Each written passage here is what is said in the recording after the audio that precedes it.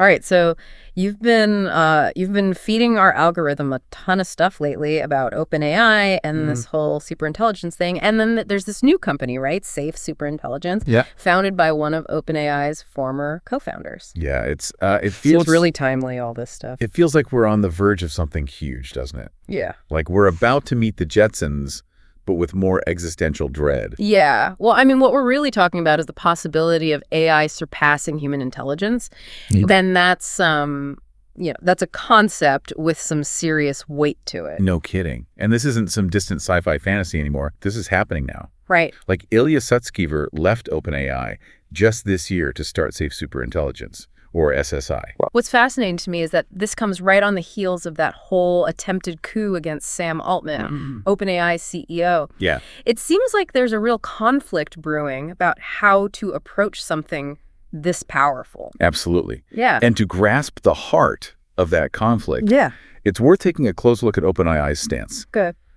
They've been very vocal about their belief that superintelligence has the potential to solve some of humanity's biggest challenges, from climate change to disease. Right. But at the same time, they're sounding the alarm about the need for careful governance. Yeah. Almost like with nuclear energy. Right. Their Governance of Superintelligence article really struck me. It's almost a sales pitch for how AI could change the world, but with this underlying warning like, handle with extreme care. Precisely. And the core issue they keep coming back to is this. Okay. How do you make sure something with a completely different type of intelligence, a superintelligence, will still share our values and goals? Right. We can't just program in be good. Right. The complexities of human values are far too nuanced for that. It's like trying to teach a dog to file your taxes. Exactly. They're just working with a different operating system. Right. So how does OpenAI propose we actually control something that could potentially outthink us? So they propose two main approaches. Okay. The first is they emphasize the need for global coordination among leading AI developers. Okay. Think of it like an arms race, but instead of weapons, it's about who can build the most powerful AI. Right. OpenAI argues that everyone needs to slow down, agree on some limits to prevent anyone from creating something unstable. They even suggest the formation of an international agency. Okay. Something akin to the IAEA for nuclear power, but for superintelligent AI. So like AI inspectors making sure no one's cooking up a rogue superintelligence in their basement. Exactly. They'd inspect, audit. Yeah. Potentially even restrict the development of superintelligent AI. Yeah. Of course, getting that kind of global cooperation is a massive undertaking. Right. But here's where OpenAI's argument takes a fascinating and perhaps unsettling turn. Okay. This is where it gets really interesting. Tell me more. OpenAI themselves acknowledge that completely halting the development of superintelligence is probably impossible. Okay. It's too tempting, too cheap to build, and incredibly difficult to police effectively. So their thinking goes, if you can't stop it, how do you control it? That's where their introducing superalignment article comes in, right? Exactly. The idea of fighting fire with fire, using AI to control AI. Exactly. Their solution is to create an AI that's specifically designed to solve the alignment problem. Okay. An AI that can do the alignment research for us. Wow. They call it the Superalignment team. And they've dedicated a massive amount of resources to it, something like 20% of their computing power, with the goal of solving the alignment problem within 4 years. 4 years. That's incredibly ambitious. And to be honest, a little terrifying if it doesn't pan out. Yeah. But hold on. How would this alignment AI even work? Right. Are we just asking it nicely to keep its superintelligent buddies in check? It's far more complex than just asking nicely. The idea is to use this AI to oversee and train other AIs, essentially embedding human values into the very core of their being. Okay. But OpenAI themselves acknowledge the huge challenges inherent in this approach. Gotcha. Well, how do we really know if this alignment AI is truly aligned with our values? Right.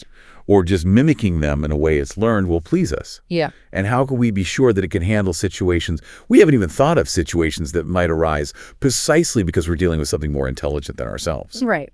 It's a gamble with incredibly high stakes. And this is where Ilya Sutskever's very public exit from OpenAI comes into play. It seems that way. And remember, he wasn't just a figurehead. Right. Sutskever was one of the leaders of the Superalignment team working alongside John Like. And shortly before both of them left, OpenAI disbanded the team entirely. Wow. It's hard not to see that as a major red flag. Definitely more to the story than meets the eye. Hmm.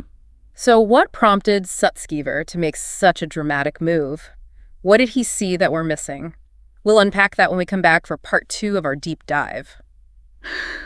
We're back and ready to unpack what might be the biggest tech divorce since, well, ever. Yeah, like Gates and Microsoft. Ilya Sutskever, the guy who helped build OpenAI into an AI powerhouse, Right. walks away from it all right when things are getting really interesting. It's like watching someone jump out of a plane without a parachute, but with a plan to invent one on the way down. And not just any plane, right? Yeah. This one's packed with experimental rocket fuel. Right. Fueled by algorithms and aiming for the singularity. And he was in the cockpit, too. He was in the cockpit. Yeah. He wasn't just along for the ride. Right. So yeah, his departure is raising some serious eyebrows, especially given his role in that attempted coup against Sam Altman Right. back in 2023. It's one thing to disagree with your boss about the coffee order, right? Oh. It's another to try and stage a corporate takeover. Exactly. He did apologize for it later, He did. but something tells me this wasn't just a difference of opinion on a PowerPoint presentation. Yeah. This felt deeper. Agreed. What makes Sutskever's story so compelling is that he's not just some disgruntled employee. Right. He fundamentally understands the potential of superintelligence, Yeah. but also the very real dangers. Right. He helped lay the groundwork for this technology, and now he's seemingly hitting the brakes, Yeah. warning everyone to slow down. Yeah. Okay, so let's dig into those warnings. You mentioned some articles from Mint and CNBC about Sutskever's new company, Safe Superintelligence. What's he saying about OpenAI now that he's free to speak his mind? Don't hold back. Well, he's not holding back. In these interviews, Sutskever draws a pretty stark contrast between his new venture and his old stomping grounds. Okay. He emphasizes that Safe Superintelligence has one focus, one goal, one product, which feels like a very pointed jab at OpenAI's more diversified approach. Right. They've got ChatGPT, DALL-E, those Microsoft partnerships. It's like they've gone from a band with a singular vision to suddenly churning out pop hits just to please the masses. Right. Catchy, sure. Yeah. But maybe at the expense of the deeper cuts. That seems to be Sutskever's concern. Okay. He seems to view OpenAI as being pulled in too many directions, potentially at the cost of safety. Yeah. He's even gone on record saying that SSI's entire business model is designed to insulate their safety efforts from short-term commercial pressures. It's a pretty bold statement given that he hasn't actually released anything with SSI yet. Right. It's all very cloak and dagger, which I suppose only adds to the intrigue. Yeah. But what does this insulation actually look like? How do you design a business model around something as abstract as preventing existential threats? That's the million-dollar question, and unfortunately, we don't have all the answers yet. Right. Sutskever's been tight-lipped about the specifics. But what we can infer is that he sees a fundamental conflict between the breakneck pace of commercial AI development and the need for caution for truly prioritizing safety when dealing with something as potentially transformative and potentially dangerous as superintelligence. So he's essentially saying OpenAI got too big too fast, and now they're cutting corners when it comes to the really important stuff. It seems that way, yeah. If someone with his experience and knowledge is this concerned, shouldn't we be paying attention? It's definitely a red flag. Yeah. And what makes this whole situation even more unnerving is that both OpenAI and Sutskever seem to agree on one thing. Okay. If we get superintelligence wrong, Yeah. the consequences could be catastrophic. Okay, let's talk about those consequences. Right. It's easy to get swept up in the excitement of superpowered AI, Yeah. but we need to talk about the potential downsides. What are the risks that both OpenAI and Sutskever seem to be taking very, very seriously? Well, the big one, the one that keeps a lot of AI researchers up at night, is existential risk. Could a superintelligent AI decide that humans are a problem to be solved? Right. Sounds like science fiction, but... It does, but it's a possibility. Yeah. We can't just ignore. Right. But even if we can prevent a Terminator-style scenario, there are other risks to consider. What happens to humanity if machines are calling all the shots? We become pets. Or worse, irrelevant. But there's something about that idea that maybe we lose something essential about ourselves if we hand over all the decision-making to something else, even if it's smarter. That's the disempowerment scenario. Losing our agency, our ability to innovate, to govern ourselves. And then there's the issue of exacerbating existing inequalities. Who gets to control this technology and who benefits from it? It really makes you think about who's really in control. right? If we're not incredibly careful, superintelligence could create a world that's even more unequal, even more unfair than the one we live in now. Yeah, it's a sobering thought. And, it underscores a crucial point that often gets overlooked in all the talk about superintelligence. Okay. It's not just about preventing AI from causing physical harm. Right. It's about ensuring that its values, its goals, align with what we as a society deem important for a just and equitable future. That makes sense. But it also feels incredibly daunting. Mm-hmm. How do we even begin to define those values in a way that makes sense for something potentially far more intelligent than us? Yeah, that's It's a tough one. That's where things get really tricky. We can't just hand AI a rule book Right. and expect it to understand the nuances of human ethics. Right. It's like trying to teach a toddler about the complexities of geopolitics. It's exactly. You might get a few words out, but the chances of them truly grasping the gravity of it all are pretty slim. And as AI systems become more complex, more capable, the challenge of ensuring that their development aligns with our values only intensifies. All this talk about the potential dangers of superintelligence reminds me of something I came across in those articles you shared. Yeah. It wasn't something OpenAI or Sutskever explicitly focused on, Okay. but it really struck a nerve with me. It was in that paste in text piece. Okay.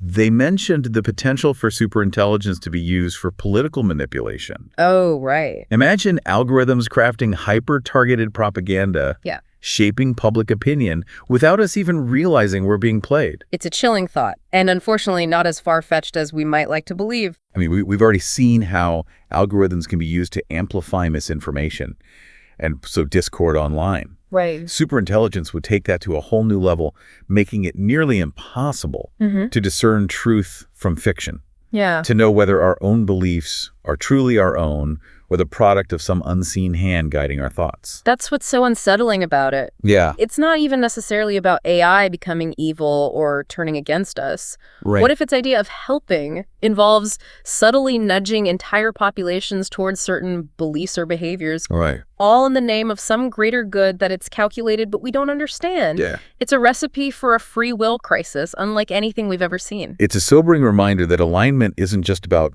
preventing AI from turning on us in some Hollywood-esque apocalypse. Right. It's about ensuring that its very essence, its decision-making processes, its understanding of what's best for humanity remains firmly rooted in the values of a free and democratic society.